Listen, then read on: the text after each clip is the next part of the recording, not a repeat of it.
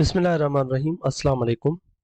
अब एक और बात इम्पॉर्टेंट जो कि मुझे बतानी चाहिए आप लोगों को कि अगर आपको आपको साइमल्टेनियस लीनियर दो इक्वेशन गिवन है, जैसे हमने पिछले एग्जांपल में ये दो इक्वेशन ली थी और दूसरी थी 3x plus 4y to be 1, और हमने देखा था कि ये 3 कामा माइनस 2 गालिबन इसका सोल्यूशन था।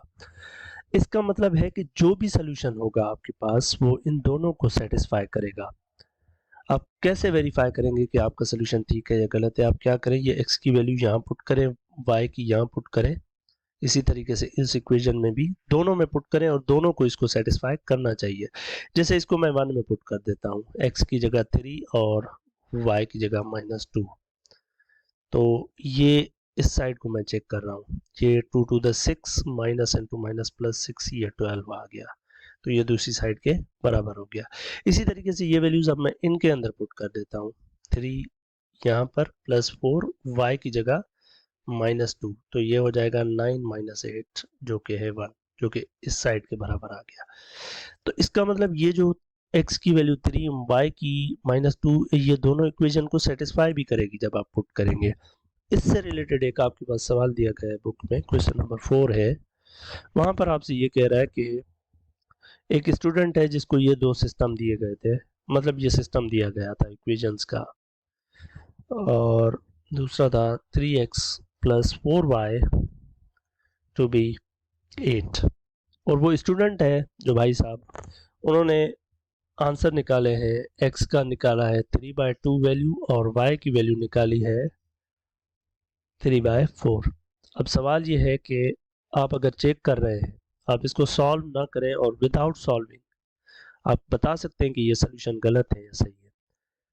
द आंसर इज यस, हम बता सकते हैं। हम क्या करेंगे कि ये x और y की वैल्यूज यहाँ पुट करेंगे, इसके अंदर भी और इसके अंदर भी, फिर देखेंगे कि ये राइट साइड के बराबर आ रही है या नहीं, सेटिस्फाई कर रहा है या नहीं। तो ये दोनों वैल्यूज आप पहले फर्स्ट इक्वेशन में पुट करें, x की जगह 3/2 और y की जगह 3/4, तो ये आ जाएगा 15/2, ये आ जाएगा 6/4। एलसीएम निकालेंगे 4 आएगी, और ये 30 प्लस ये 6, और ये 36/4, यानी कि ये 9 आ गया। तो इसका मतलब ये दोनों वैल्यूज इक्वेशन 1 को तो सेटिस्फाई कर रहे हैं। अब देखते हैं कि क्या ये दोनों वैल्यूज इक्वेशन 2 को भी सेटिस्फाई करते हैं। Let's see. तो इक्वेशन 2 मेरी में जो लेफ्ट साइड है वो ये है 3x प्लस 4y, तो x की जगह आपने पुट करना है 3/2 और y की जगह आपने पुट करना है 3/4, तो ये 9/2 हो जाएगा, ये 12/4 हो जाएगा।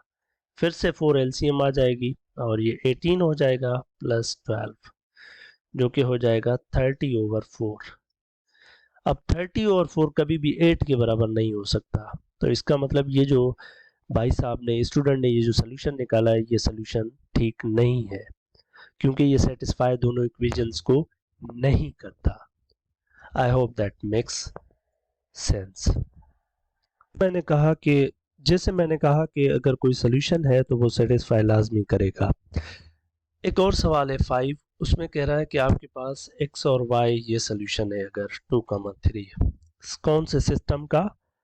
इस सिस्टम का। सिस्टम है ax plus b y equal to 1 और a y minus b x equal to 8। अगर ये सोल्यूशन है इस सिस्टम का तो फिर a और b की वैल्यू बताएं। तो जब ये सोल्यूशन है तो x की जगह 2 और y की जगह 3 पुट करें तो दोनों को सेटिस्फाई करें, यानी यहाँ पर 2 रखें इस इक्वेशन में और y की जगह 3, तो ये 1 होना चाहिए, यानी 2a plus 3b equal to 1 होना चाहिए। इसी तरीके से ये पॉइंट इसको भी सेटिस्फाई करना चाहिए, यानी y की जगह यहाँ 3 पुट करें और x की जगह 2, तो ये भी 8 होना चाहिए, 3a minus 2b equal to 8। तो अब हमें a और b ऐसे चाहिए जो इन दोनों इक्वेशंस को सेटिस्फाई करें। 2a plus 3b equal to 1 और 3a minus 2b equal to 8। Do you realise कि हमारे पास पहले भी ये सिस्टम ऑफ लीनियर इक्वेशन है, लेकिन पुट करने के बाद भी एक और लीनियर सिस्टम आ गया है जिसमें वेरिएबल x और y की जगह a और b आ गए। एलिमिनेशन मेथड यूज करें और ए और बी के वैल्यूज निकाल लें, that's not going to be a big deal for you. On the same lines एक और सवाल है जिसमें ये x, y जो है वो आपके पास p, 3 है और कह रहा है कि ये सोल्यूशन है इस सिस्टम का। सिस्टम है 3x + 2y = 6 और दूसरी इक्वेशन है x - qy = 2। तो x की जगह p और y की जगह 3 दोनों में पुट कर लें, सेटिस्फाई करवाने की कंडीशंस है, यानी यहाँ पर p और यहाँ पर 3 = 6 होना चाहिए। इसी तरीके से इसमें भी पुट कर दें, p की जगह x की जगह p और y की जगह 3 = 2। यहाँ से आपको डायरेक्टली p की वैल्यू मिल जाएगी बिकॉज 3p + 6 = 6 है और ये 6 के साथ कैंसिल हो जाएंगे, तो 3p 0 हो जाएगा, यानी कि p की वैल्यू यहाँ से 0 आ जाएगी, 3 नीचे डिवाइड कर लेगा। अब p की वैल्यू 0 आ गई, वो यहाँ पर पुट कर दें तो ये 3q = 2 आ गया, तो q की वैल्यू -2/3 आ जाएगी। आई वॉज फास्ट क्योंकि मुझे पता है आप लोग इसको खुद ही कर लेंगे, ठीक है। That was from my side about linear simultaneous linear equations.